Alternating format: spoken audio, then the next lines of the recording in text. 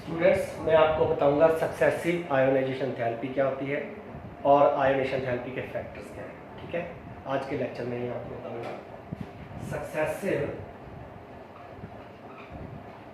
Ionisation इन therapy.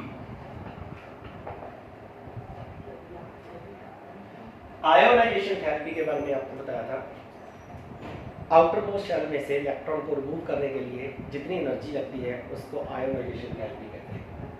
क्योंकि electron पे negative charge होता है, वो न्यूक्लियस के पॉजिटिव चार्ज के साथ बाउंड होता है।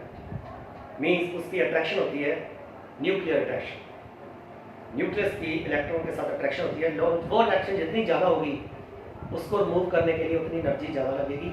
वो एनर्जी को हम कहते हैं ionisation therapy. It is the energy required to remove the electron from outermost shell of an isolated atom।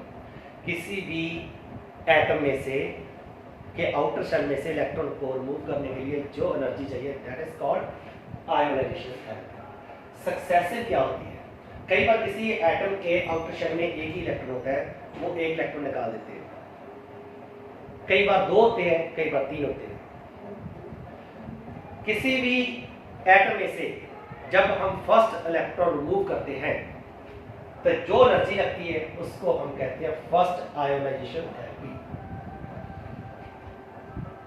IE1 हम उसको IE1 से डिनोट करते हैं, इससे रिप्रेजेंट करते हैं IE1।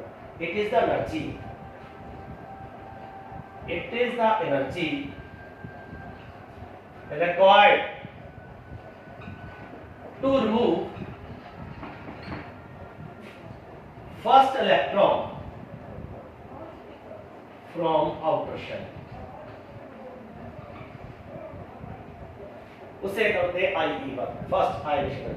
मैंने ना एक स्टूडेंट को पूछा भी ये आपका एल्यूमिनियम है, इसके पहले शेल में 2 इलेक्ट्रॉन होते हैं, ध्यान से सुनना, दूसरे शेल में 8 इलेक्ट्रॉन होते हैं और तीसरे में 3 इलेक्ट्रॉन होते हैं। मैंने वैसे ही पूछ लिया, मैंने फर्स्ट इलेक्ट्रॉन निकालने के लिए मैंने इसको 300 किलो जूल एनर्जी दी, ये इलेक्ट्रॉन निकल गया। मगर अगर मैं इसी एटम में से तीनों इलेक्ट्रॉन निकालूं तो कितनी एनर्जी लगेगी? वो कहता है 900 किलो जूल। बड़ा इंटेलिजेंट आंसर था, बट ऐसा नहीं होता। जब हम एक इलेक्ट्रॉन इस में से निकाल देते हैं, when we remove first electron, the number of electron in the outer shell decreases, then but nuclear charge same। और भाई न्यूक्लियस में तो प्रोटॉन्स उतने ही हैं, उसमें पॉजिटिव चार्ज तो ज्यादा ही है ना, बट नेगेटिव चार्ज कम हो गया, इलेक्ट्रॉन्स कम हो गए, तो न्यूक्लियस कम इलेक्ट्रॉन को ज्यादा होल्ड करेगा, यानी इसका इस पे होल्ड और बढ़ गया। Means nucleus have more hold on the less number of electrons. पहले 3 थे, न्यूक्लियस का होल्ड 3 इलेक्ट्रॉन पे था। अब एक इलेक्ट्रॉन मूव करने के बाद इलेक्ट्रॉन की गिनती कम हो गई, इलेक्ट्रॉन की संख्या कम हो गई, जिसके कारण न्यूक्लियस का उन पे होल्ड बढ़ गया। जब न्यूक्लियस का होल्ड बढ़ गया तो क्या होगा? न्यूक्लियस इलेक्ट्रॉन्स को अपनी तरफ खींच लेगा, यानी ये 2 इलेक्ट्रॉन थोड़ा सा न्यूक्लियस के नजदीक चले जाएंगे, ये 2 इलेक्ट्रॉन यहां पे मूव हो जाएंगे, यानी ये इलेक्ट्रॉन यहां पे चले जाएंगे। एक इलेक्ट्रॉन कम होने से साइज कम हो गया, electron comes more near toward the nucleus, वो पेनिट्रेट कर गए कहां पे? न्यूक्लियस की तरफ। अब इसकी अट्रैक्शन ज्यादा होगी, फिर डिस्टेंस कम हो गया, न्यूक्लियस का इन इलेक्ट्रॉन पे डिस्टेंस कम हो गया तो अट्रैक्शन ज्यादा होगी। इसका मतलब सेकंड इलेक्ट्रॉन को निकालने के लिए उतनी एनर्जी तो नहीं लगेगा, उससे ज्यादा लगेगी। तो सेकंड इलेक्ट्रॉन निकालने के लिए जितनी एनर्जी लगती है उसे बोलते हैं सेकंड आयोनाइजेशन इन थेरेपी। मींस जब हम एक इलेक्ट्रॉन आउटर मोस्ट शेल में से निकाल देते हैं तो नंबर ऑफ इलेक्ट्रॉन बाहरले शेल में कम हो जाते हैं, जिसके कारण न्यूक्लियस का होल्ड उन इलेक्ट्रॉन पे ज्यादा हो जाता है, वो उनको खींच लेता है, जिसके कारण आउटर शेल का साइज कम हो जाता है। दूसरा इलेक्ट्रॉन नजदीक आने के कारण न्यूक्लियस के उसको निकालने के लिए क्योंकि नजदीक आ गया, अट्रैक्शन ज्यादा होगी ना, इसको निकालने के लिए ज्यादा एनर्जी लगेगी। Means more energy is required to remove the second electron from the outer shell. That is your IE2 second ionisation energy same atom में से, that is more than IE1। Means what is IE2? It is the energy required to remove second electron from outermost shell of same atom।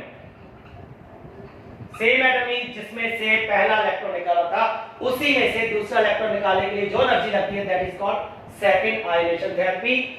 ये मैं आपको बता ही चुका हूं कि IE2 की वैल्यू IE1 से ज्यादा होगी। कारण क्या है, जब हम एक इलेक्ट्रॉन रिमूव करते हैं तो number of electron in the outer shell decreases. आप अपनी कॉपी पे ये सभी थ्योरी लिख सकते हैं, लिख के रख लेना। जब हम एक इलेक्ट्रॉन निकालते हैं, when we remove first electron from the outer shell, then number of electron decreases in the outer shell, then the hold of nucleus increases to these decreased electrons, these less electron, the hold of nucleus becomes more, so the size decreases and second electron come more near toward the nucleus, and attraction between this electron, second electron and nucleus increases. That is why more energy is required to remove the second electron. So IE2, the value of IE2 is always more than IE1.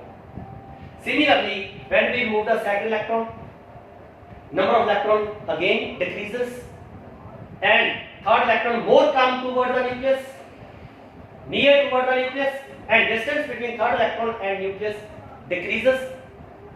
Hence, furthermore energy is required to remove the third electron. इसका मतलब IE3 की value IE2 से भी ज्यादा होती है। all these energies are collectively called successive ionization therapies। First electron निकाला, फिर सेकंड निकाला, दूसरे के लिए एनर्जी चाहिए IE2, फिर थर्ड निकाला IE3। all these energies are collectively called successive ionization therapies। इन सभी एनर्जीज को कलेक्टिवली इकट्ठे तौर पे जब बात करते हैं तो उसको बोलते हैं सक्सेसिव आयोनाइजेशन एंथैल्पीज। क्लियर? इसमें आपको मैंने सक्सेसिव आयोनाइजेशन एंथैल्पी की डेफिनेशन भी बता दी। इसकी डेफिनेशन ओनली आए तो यही लिखना है, it is the energy required to move the first electron from the shell, that is called IE1, and the energy required to move the second electron from the same atom, that is called IE2, and further IE3। all these energies are collectively called successive ionization therapies। ये question आपको लग आएगा भी the value of IE2 is always more than IE1, यानी IE3 की value सबसे ज्यादा होती है, IE2 की वैल्यू उससे कम और सबसे कम होती है IE1। फर्स्ट इलेक्ट्रॉन निकालने के लिए सबसे कम एनर्जी लगती है। क्लियर हो गया? ये लेक्चर आप ध्यान से सुनना और इसको अपनी कॉपी पे नोट करके इसको समझना, अप्लाई करना। ठीक है, ये लेक्चर मैं यहीं पे खत्म करता हूँ। अगले लेक्चर में आपको फैक्टर्स के बारे में बताऊंगा। Thank you.